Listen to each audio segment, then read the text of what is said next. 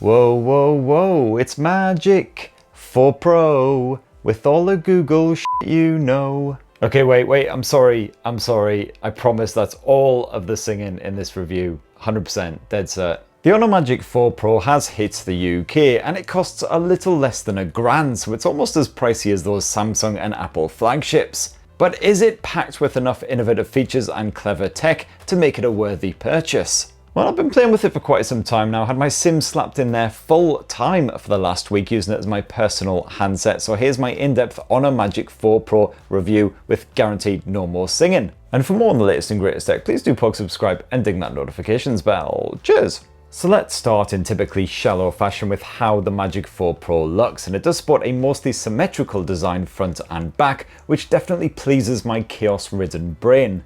The curved screen is surrounded by impressively skinny bezels and slopes around the edges to a just as skinny metal frame, separating the front and back layers of glass. It does look and feel like a premium smartphone, that is, at least until you actually pick it up and then immediately taint that shiny rear end with your disgusting, filthy human hands. That mirrored back end absolutely hoovers up scum and dust like its life depended on it, so you will have to give it a buffing up regularly. And also the Honor Magic 4 Pro is seriously big. At 6.81 inches, we are talking comparable to Samsung's behemoth S22 Ultra. And Honor does help out a little bit in this department. So for instance, you do actually have a one-handed mode that you can call upon at any time with a quick swipe. However, you can't unfortunately drag down the notifications bar from anywhere on screen. A swipe down simply reveals the global search. Absolutely no way of changing that up in the home settings. So certainly I was constantly calling on the one-handed mode just to swipe down the notifications bar and see what was sat in there waiting for me.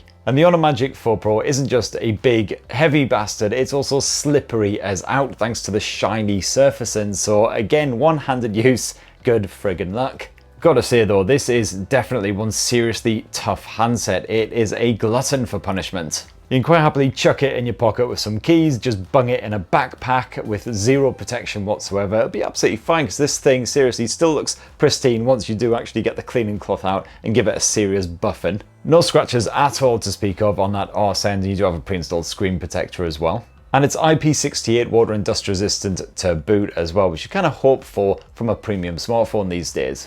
Now, as far as the software goes, well, it's Android 12 with a good bit of Magic UI 6 slathered on top. And the big whoop is that yes, Google services are back, hip hip huzzah, now that Honor has disengaged from Huawei. So yeah, Google Play is back in action here on the Magic 4 Pro, so much easier than downloading endless APKs and of course using web-based versions of Google's apps. However, do not expect any more than just a couple of years worth of OS and security updates here on the Magic 4 Pro, as Honor isn't quite as committed as some of its rivals like OnePlus and Samsung in that area.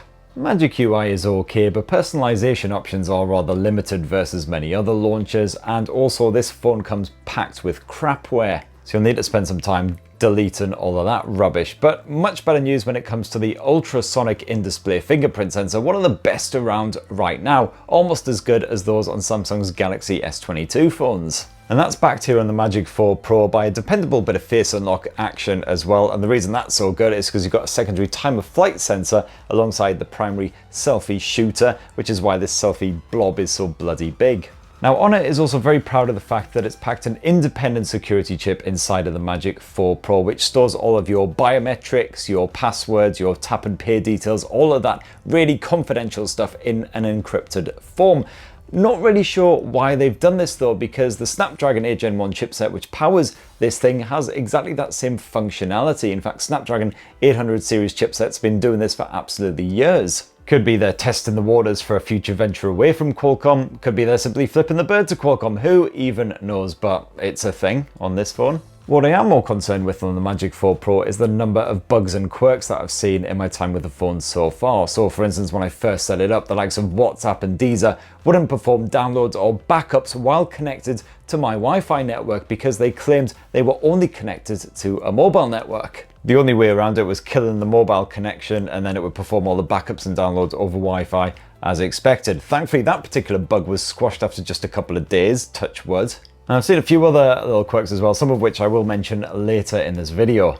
Now, media, and the Honor Magic 4 Pro packs in an almighty 6.81 inch AMOLED screen with a 2848 by 1312 pixel resolution. And despite that grandiose size, the picture quality is still pin sharp, while vibrant scenes are proper eye candy. You've got HDR10 plus video support with upscaling for crappy looking content, all the usual features you'd expect from a premium flagship smartphone.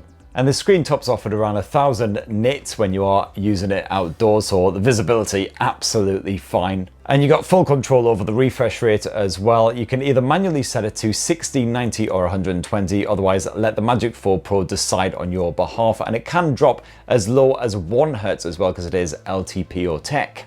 One of my only complaints with this mighty panel is the obvious one, the double selfie cam up front. That's a big whopping chunk of your viewing space that's obscured when you're watching flicks or playing games, although thankfully it's still nowhere near as bad as that obscene mustache notch on Apple's iPhones. As for the Magic 4 Pro's stereo speakers, these are absolutely fine for video, quite loud and reasonably clear, and they're not even too terrible for music, but as always I would highly recommend headphones or a Bluetooth speaker for a quality experience there. But subtle issues when I've been streaming to Bluetooth speakers, Bluetooth headphones when I've been out and about, it's been absolutely flawless. Now power comes courtesy of the 4nm Snapdragon 8 Gen 1 chipset from Qualcomm, backed by 8 gigs of RAM, and for most part the performance here is as slick and smooth as you'd hope.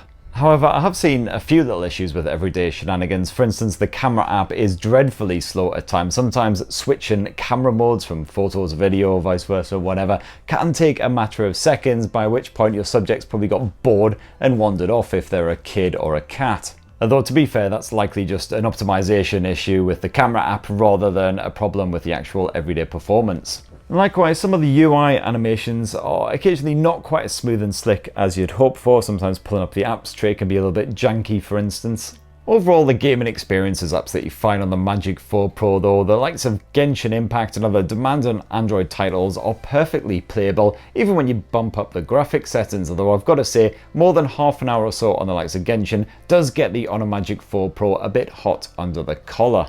Honor has packed the usual gaming smarts in here, including a tasty bit of GPU Turbo X, which promises lower power consumption when you're gaming, and certainly the drain wasn't actually too bad, all things considered.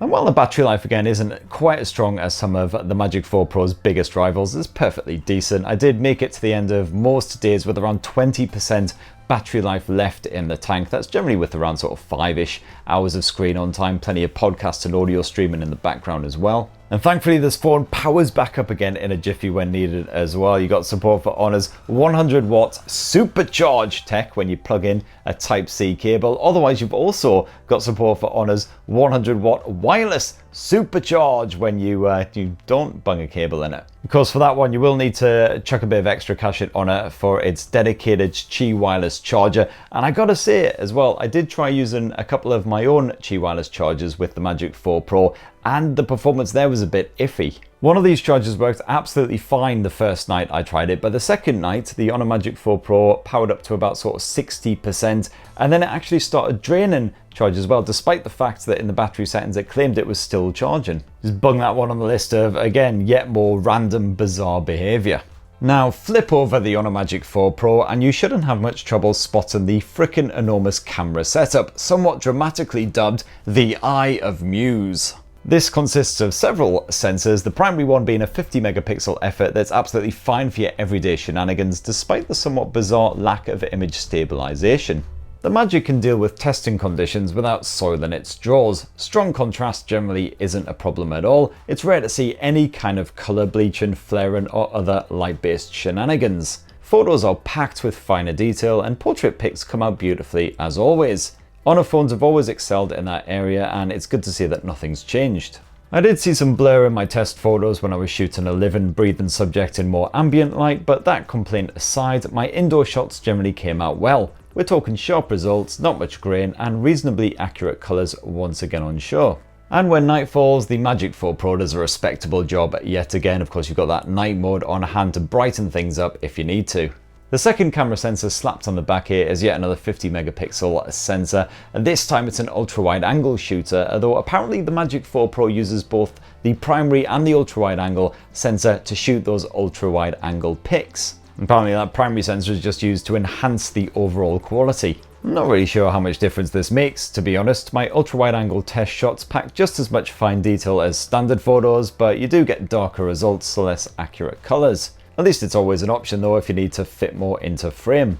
And that lens positioned right in the central bit of the Eye of Muse is a 64 megapixel periscope telephoto shooter offering a 3.5 times optical zoom. And this supports up to 100 times maximum zoom, just like Samsung's Galaxy S22 Ultra, and just like the Ultra you get pretty grainy results once you crop in beyond the sort of 20 to 30 times level.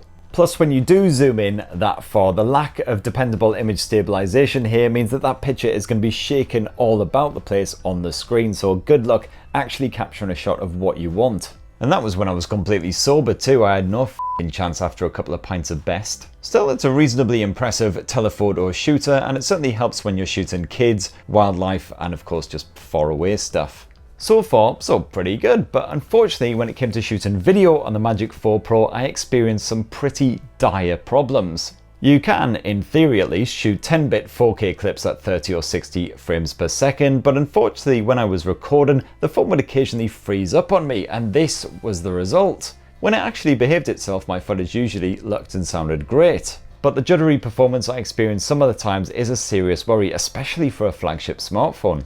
Flip to the front end, and that dual selfie camera, composed of a 12 meg sensor as well as a depth sensor, can spaff out some good looking pics. Although like the Eye of Muse, you do get blurry results in softer lighting if you and your hand aren't perfectly still. And you can actually shoot 4K resolution footage using that front-facing selfie camera as well, and I didn't experience any issues in this particular area, no freezing or anything, so that's a relief. And that right there, in a nutshell, is what I think of the Honor Magic 4 Pro after using it as my full-time smartphone for over a week now. And I've got to say, I like a lot of stuff about it, but just some of the little quirks and bugs and weird behavior have really put me off. Of course, it is still very early days for the Magic 4 Pro. It's only just been launched over here in the UK, so fingers crossed a lot of the little quirks will get ironed out in future updates. But anyway, those are my thoughts. What do you guys reckon of the Magic 4 Pro? It'd be great to hear your comments down below in the comments section, obviously. And please do poke subscribe and ding that notifications bell for more on the latest and greatest tech. And have yourselves a bloody wonderful rest of the week. Cheers everyone. Love you.